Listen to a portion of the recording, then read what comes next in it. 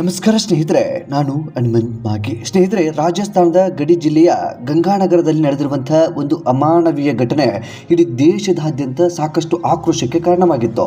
ಕೇವಲ ಒಂದು ಮಗುವನ್ನ ಅದೆಷ್ಟೋ ಕಾಮುಕರು ಲಾಡ್ಜ್ನಲ್ಲಿ ಅಥವಾ ಆ ಹೋಟೆಲ್ಗಳಲ್ಲಿ ತಮಗೆ ಹೇಗೆ ಬೇಕು ಹಾಗೆ ಬಳಸಿಕೊಂಡಿರುವಂತಹ ದುರಂತ. ಆ ಒಂದು ಪ್ರಕರಣಕ್ಕೆ ಸಂಬಂಧಪಟ್ಟ ಹಾಗೆ ಇದೀಗ ಚಿಕಿತ್ಸೆ ಫಲಕಾರಿಯಾಗದೆ 4-5 ದಿನದಲ್ಲಿ ನರಳಿ ಆ ಮಗು ಪ್ರಾಣವನ್ನ ಬಿಟ್ಟಿದೆ ಅನ್ನುವ ರೀತಿಯಲ್ಲಿಯೂ ಕೂಡ ಮಾಧ್ಯಮಗಳಲ್ಲಾಗಿರಬಹುದು, ಸೋಷಿಯಲ್ ಮೀಡಿಯಾಗಳಲ್ಲಾಗಿರಬಹುದು ಸುದ್ದಿಯು ಕೂಡ ಪ್ರಸಾರವಾಗ್ತಾ ಇದೆ. ಅಂದ ಹಾಗೆ ಏನಿದು ಪ್ರಕರಣ, ಈ ಪ್ರಕರಣಕ್ಕೆ ಸಂಬಂಧಪಟ್ಟ ಹಾಗೆ ಏನೇನೆಲ್ಲ ಬೆಳವಣಿಗೆ ಆಗಿದೆ, ನಿಜವಾಗಿಯೂ ಆ ಮಗು ಸಾವನ್ನಪ್ಪಿ ಬಿಟ್ಟಿದೆಯಾ, ಹಾಗೂ ಈ ಆರೋಪಿಗಳಿಗೆ ಸಂಬಂಧಪಟ್ಟ ಹಾಗೆ ಏನೇನೆಲ್ಲ ಬೆಳವಣಿಗೆ ಆಗಿದೆ, ಪೊಲೀಸ್ ಇಲಾಖೆ ಏನು ಕೆಲಸವನ್ನ ಮಾಡ್ತಾ ಇದೆ, ಅಧಿಕೃತವಾಗಿ ಏನೇನೆಲ್ಲ ಮಾಹಿತಿಯು ಕೂಡ ಲಭ್ಯವಾಗ್ತಾ ಇದೆ ಎಂಬುದನ್ನ ಈ ಒಂದು ವಿಡಿಯೋದಲ್ಲಿ ಗಮನಿಸ್ತಾ ಹೋಗೋಣ. ಸಾಧ್ಯವಾದ್ರೆ ವಿಡಿಯೋನ ಕೊನೆವರೆಗೂ ನೋಡಿ.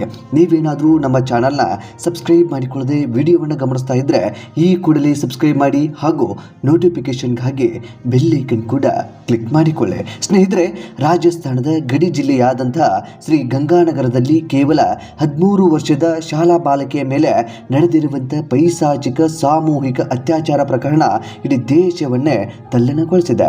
ಸ್ನೇಹಿತರೆ, ಅಂದ ಹಾಗೆ ಈ ಒಂದು ಕೇಸ್ನ ಅಪ್ಡೇಟ್ ಅನ್ನು ತಿಳಿಯೋಕ್ಕಿಂತ ಪೂರ್ವದಲ್ಲಿ ಈ ಹಿನ್ನೆಲೆಯನ್ನ ಗಮನಿಸ್ತಾ ಹೋಗೋಣ. ಗೊಂದಲ ಉಂಟಾಗಬಾರದು ಅನ್ನೋ ಕಾರಣಕ್ಕೆ ಹಿನ್ನೆಲೆಯನ್ನು ಸಂಕ್ಷಿಪ್ತವಾಗಿ ನಿಮ್ಮ ಮುಂದೆ ಹಿಡ್ತಾ ಹೋಗ್ತೀನಿ. ಈ ಘಟನೆ ನಡೆದಿರುವಂತಹದ್ದು ಜೂನ್ 18, 2026ರಿಂದ ಜೂನ್ 22ರವರೆಗೆ ಈ ಒಂದು ಪ್ರಕರಣ ನಡೆದು ಹೋಗಿ ಬಿಟ್ಟಿರುತ್ತೆ. ಏನೆಲ್ಲ ಆಗಿತ್ತು ಅಂತಂದ್ರೆ, ಜೂನ್ 18ರಂದು ಮಧ್ಯಾಹ್ನ ಶಾಲೆ ಮುಗಿಸಿ ಮನೆಗೆ ಮರಳ್ತಾ ಇದ್ದಂಥ ಮುಗ್ಧ ಬಾಲಕಿಯನ್ನ ಈ ರಿಕ್ಷಾ ಚಾಲಕ ರಾಂಬಾಬು ಎಂಬಾತ ಸುರಕ್ಷಿತವಾಗಿ ಮನೆಗೆ ಬಿಡುವುದಾಗಿ ನಂಬಿಸಿ ಆಕೆಯನ್ನ ಅಪಹರಿಸಿಕೊಂಡು ಹೋಗ್ತಾನೆ. ನಂತರ ಕೇವಲ ಕೆಲವು ಸಾವಿರ ರೂಪಾಯಿಗಳ ಹಣದಾಸೆಗಾಗಿ ಆಕೆಯನ್ನ ಸ್ಥಳೀಯ ಹೋಟೆಲ್ ಮಾಲೀಕರಿಗೆ ಮಾರಾಟವನ್ನ ಮಾಡ್ತಾನೆ.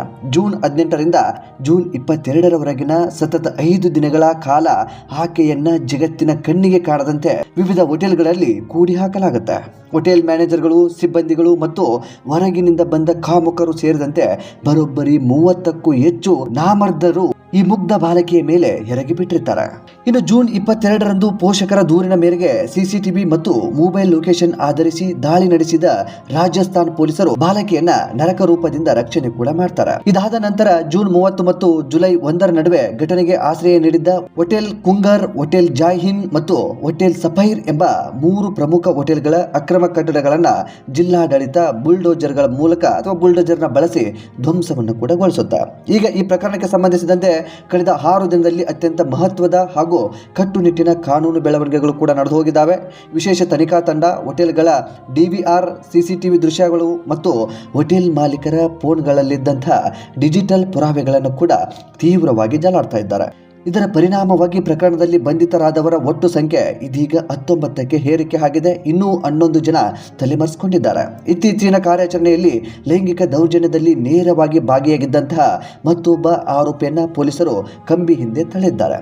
ಬಂಧಿತರೆಲ್ಲರ ಮೇಲೆಯೂ ಕೂಡ POCSO ಕಾಯ್ದೆಯಡಿ ಪ್ರಕರಣವೂ ಕೂಡ ದಾಖಲಾಗಿದೆ. ತಲೆಮರೆಸಿಕೊಂಡಿರುವ ಉಳಿದ ಕಾಮುಕರಿಗಾಗಿ ಗಡಿ ಭಾಗದ ಜಿಲ್ಲೆಗಳಲ್ಲಿ ಪೊಲೀಸರು ಬಲೆ ಬೀಸಿದ್ದಾರೆ.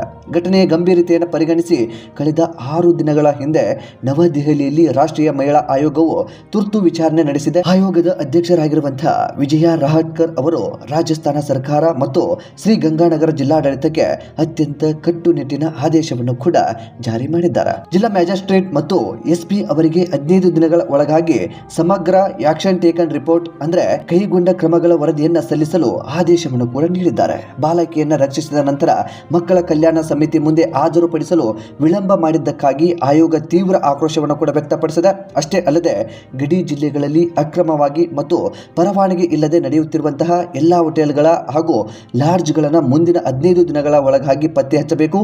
ಅವುಗಳನ್ನು ಪತ್ತೆ ಹಚ್ಚಿ ಸಂಪೂರ್ಣವಾಗಿ ಮುಚ್ಚಲು ಆಯೋಗಕ್ಕೆ ಖಡಕ್ ಆದೇಶವನ್ನು ಕೂಡ ನೀಡಿದ್ದಾರೆ.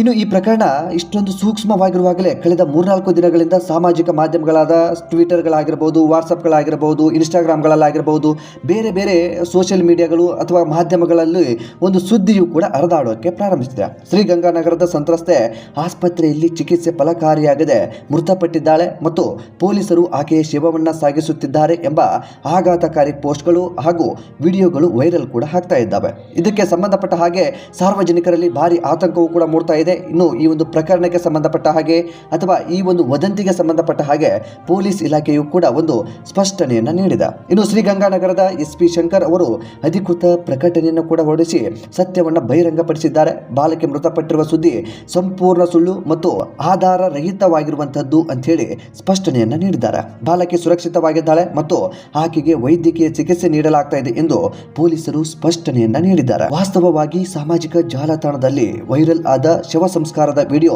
ಗುಜರಾತ್ನ ಗಾಂಧಿನಗರದಲ್ಲಿ ಬ್ರೈನ್ ಡೆಡ್ ಆದ ಮಹಿಳೆಯೊಬ್ಬರ ಅಂಗಾಂಗ ದಾನದ ಹಳೆಯ ವಿಡಿಯೋ ಅಂತ ಹೇಳಿ ಸ್ಪಷ್ಟನೆಯೂ ಕೂಡ ನೀಡಿದ್ದಾರೆ. ಇಂತಹ ಸಂವೇದನಾಶೀಲ ಪ್ರಕರಣಗಳಲ್ಲಿ ಸುಳ್ಳು ಸುದ್ದಿ ಮತ್ತು ವದಂತಿಗಳನ್ನ ಹರಡುವವರ ವಿರುದ್ಧ ಕಠಿಣ IT ಆಕ್ಟ್ ಅಡಿಯಲ್ಲಿ ಕಾನೂನು ಕ್ರಮ ಕೈಗೊಳ್ಳಲಾಗುವುದು ಅಂತ ಹೇಳಿ ಪೊಲೀಸರು ಕಟ್ಟುನಿಟ್ಟಿನ ಎಚ್ಚರಿಕೆಯನ್ನು ಕೂಡ ನೀಡಿದ್ದಾರೆ. ಸ್ನೇಹಿತರೆ, ಈ ಒಂದು ಪ್ರಕರಣಕ್ಕೆ ಸಂಬಂಧಪಟ್ಟ ಹಾಗೆ ಇದಿಷ್ಟು ಮಹತ್ವದ ಬೆಳವಣಿಗೆ ಅಥವಾ ಪೊಲೀಸ್ ಇಲಾಖೆಯಿಂದ ನೀಡಿರುವಂತಹ ಎಚ್ಚರಿಕೆ, ಅದೇ ರೀತಿಯಾಗಿ ರಾಷ್ಟ್ರೀಯ ಮಹಿಳಾ ಆಯೋಗದ ಕಠಿಣದ ಹಸ್ತಕ್ಷೇಪವೂ ಕೂಡ ಇದಾಗಿ ಬಿಟ್ಟಿದೆ. ಸ್ನೇಹಿತರೆ, ಪ್ರಕರಣದಲ್ಲಿ ಏನೇ ಬೆಳವಣಿಗೆಗಳಾಗಬಹುದು ಅಥವಾ ಏನೇನೇ ಅಪ್ಡೇಟ್ಗಳು ಸಿಗಬಹುದು, ಆದರೆ ಆ ಬಾಲಕಿಯ ಮೇಲೆ ಆಗಿರುವಂತಹ ದೌರ್ಜನ್ಯವನ್ನ ಯಾರಿಂದಲೂ ಕೂಡ ಭರಿಸೋದಕ್ಕೆ ಸಾಧ್ಯ ಇಲ್ಲ. ಆ ಒಂದು ನೋವು ಆಗಿರಬಹುದು, ಆ ಒಂದು ಏನೇ ಮಾನ ನಷ್ಟಗಳಾಗಿರಬಹುದು, ಅದರಿಂದ ಏನೇ ತೊಂದರೆಗಳಾಗಿರಬಹುದು, ಅದಕ್ಕೆ ಆ ಒಂದು ಬಾಲಕಿಯೇ ಆ ಒಂದು ನೋವುಗಳನ್ನು ಅನುಭವಿಸಿರ್ತಾಳೆ. ಜೊತೆಗೆ ಆಕೆಯ ಕುಟುಂಬ ಚಿತ್ರ ಹಿಂಸೆಯನ್ನು ಕೂಡ ಅನುಭವಿಸಿ ಬಿಟ್ಟಿರುತ್ತೆ.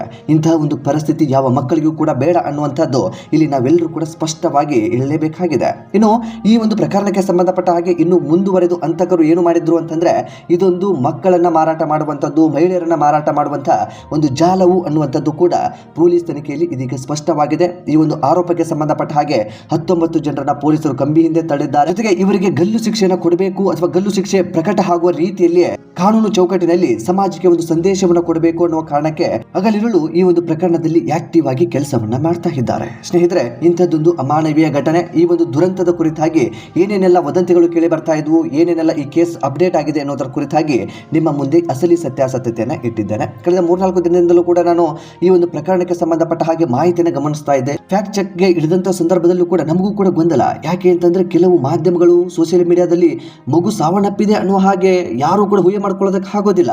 ಅದು ಸತ್ಯವೇ ಅಂತ ಹೇಳಿ ನಂಬಬೇಕು. ಆ ರೀತಿಯಾದಂಥ ಮಾಹಿತಿಗಳು ಕೂಡ ಹರಿದಾಡ್ತಾ ಇದ್ವು. ಅದೆಲ್ಲವೂ ಕೂಡ ಫೇಸ್ ಮಾಡಿದ ಬಳಿಕವೇ ಏನಾಗಿದೆ ಅಂತ ಹೇಳಿ ಅಧಿಕೃತವಾಗಿ ಈ ಒಂದು ಸಂಬಂಧಪಟ್ಟಿರುವಂತಹ ಇಲಾಖೆಗಳು ಜೊತೆಗೆ ಈ ಒಂದು ಪೊಲೀಸ್ ಮೂಲಗಳಿಂದ ಮಾಹಿತಿಯನ್ನು ತಿಳಿದುಕೊಂಡ ಬಳಿಕವೇ ಇದು ಸುಳ್ಳು ಸುದ್ದಿ ಅಂತ ಹೇಳಿ ಸ್ಪಷ್ಟವಾಗಿ ಇದೀಗ ಪೊಲೀಸರು ಕೂಡ ನೀಡಿದ್ದಾರೆ. ಅಂತಂದ್ರೆ ಮಗು ಸಾವನ್ನಪ್ಪಿಲ್ಲ, ಬದಲಿಗೆ ಚಿಕಿತ್ಸೆ ಕೂಡ ಪಡಿತಾ ಇದೆ, ಒಂದಿಷ್ಟು ಚೇತರಿಕೆಯೂ ಕೂಡ ಆಗಿದೆ, ಪ್ರಾಣಕ್ಕೆ ಯಾವುದೇ ರೀತಿಯಾದಂತಹ ತೊಂದರೆ ಇಲ್ಲ ಅನ್ನುವಂಥದ್ದು ಪೊಲೀಸ್ ಮೂಲಗಳು ಇದೀಗ ಸ್ಪಷ್ಟನೆಯನ್ನು ಕೂಡ ನೀಡಿದ್ದಾವೆ. ಸ್ನೇಹಿತರೆ, ಈ ಒಂದು ದುರಂತದ ಕುರಿತಾಗಿ ನಿಮ್ಮ ಅನಿಸಿಕೆ ಏನು ಎಂಬುದನ್ನ ಕಾಮೆಂಟ್ ಬಾಕ್ಸ್ ಅಲ್ಲಿ ಮೆನ್ಷನ್ ಮಾಡಿ. ನೀವೇನಾದರೂ ನಮ್ಮ ಚಾನೆಲ್ ಸಬ್ಸ್ಕ್ರೈಬ್ ಮಾಡಿಕೊಳ್ಳದೆ ವಿಡಿಯೋವನ್ನು ಗಮನಿಸಿದ್ರೆ ಈ ಕೂಡಲೇ ಸಬ್ಸ್ಕ್ರೈಬ್ ಮಾಡಿ ಹಾಗೂ ನೋಟಿಫಿಕೇಶನ್ಗಾಗಿ ಬೆಲ್ ಐಕಾನ್ ಕೂಡ ಕ್ಲಿಕ್ ಮಾಡಿಕೊಳ್ಳಿ. ಆದಷ್ಟು ಈ ವಿಡಿಯೋನ ಹೆಣ್ಣು ಹೆತ್ತವರಿಗೆ, ಅದರಲ್ಲೂ ಕೂಡ ಹೆಣ್ಣು ಮಕ್ಕಳಿಗೆ ಈ ವಿಡಿಯೋನ ಈ ಕೂಡಲೇ ಶೇರ್ ಮಾಡಿ. ಮತ್ತೆ ಮುಂದಿನ ವಿಡಿಯೋದಲ್ಲಿ ಸಿಗೋಣ. ನಮಸ್ಕಾರ.